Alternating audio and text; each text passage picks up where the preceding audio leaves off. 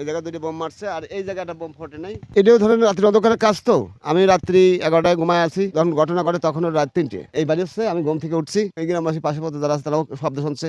শোনার পরে তারা হইলা করছে, আমি হইলা করছি। যখন হইলা করে উঠছি তখন একটাই ভাঙার পরে আর একটা ভাঙার সুযোগ পায় নাই। দর্শক, আমরা আছি রাজবাড়ী জেলার পাংশা উপজেলার সরিষা ইউনিয়নের 8 নম্বর ওয়ার্ডে। বিগত বৃহস্পতিবার দিবাগত রাত আনুমানিক 3টা 40 মিনিটের দিকে এই বাড়িতে দেখতে পারতেছেন, এই বাড়িতে সন্ত্রাসীদের পরিকল্পিত হামলা হয়েছে। পূর্বের কোনো শত্রুতা ছিল কিনা একটু জানার ট্রাই করব।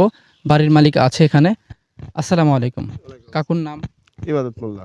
আচ্ছা, আমরা শুনেছি যে আপনি এই এলাকার সরিষার 8 নম্বর ওয়ার্ডের রানিং সভাপতি আর কি, বিএনপি। তো আপনার পূর্বের কোনো শত্রুতা ছিল কি কারোর সাথে? এরকম কিছু নাই। তো এই গ্রামগঞ্জে থাকলে যা মকল মাতবার করলে যতটুকু শত্রু বাড়ে এতটুকুই। একজনের চোখে হয়তো আমি খারাপ হয়েছি, দুজনের চোখে ভালো হয়েছি, এই রকমের। তাছাড়া আমার কোনো কিছু নিয়ে আমার এরকম কিছু ছিল না।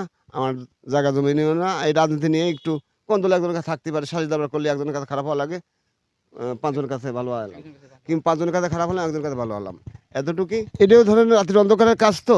আমি রাত্রি 11টায় ঘুমায় আছি আমার পরিবার নিয়ে, তখন যখন ঘটনা ঘটে তখনও রাত 3টে। এই বাড়ি হচ্ছে আমি ঘুম থেকে উঠছি, উঠার পরে আমি হইতে করে উঠছি, উঠলি পরে আমার এই গ্রামবাসী পাশে পথে যারা আছে তারাও শব্দ শুনছে।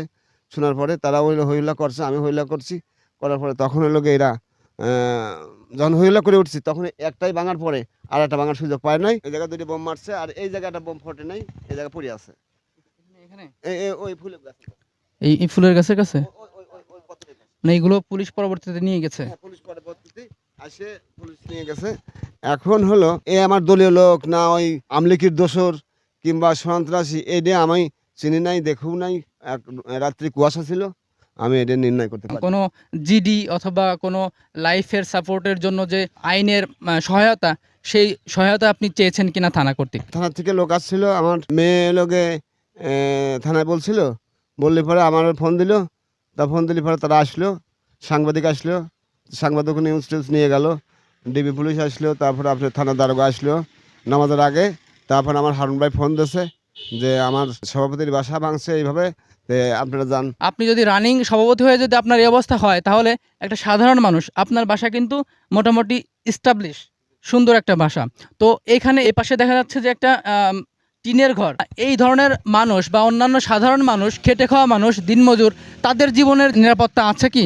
আপনার কি মনে হয়? দেখেন না, আমি এটা আশাবাদী না। আচ্ছা, এই জন্য প্রশাসনের কাছে আপনি কি দাবি রাখতে চাচ্ছেন এই মুহূর্তে?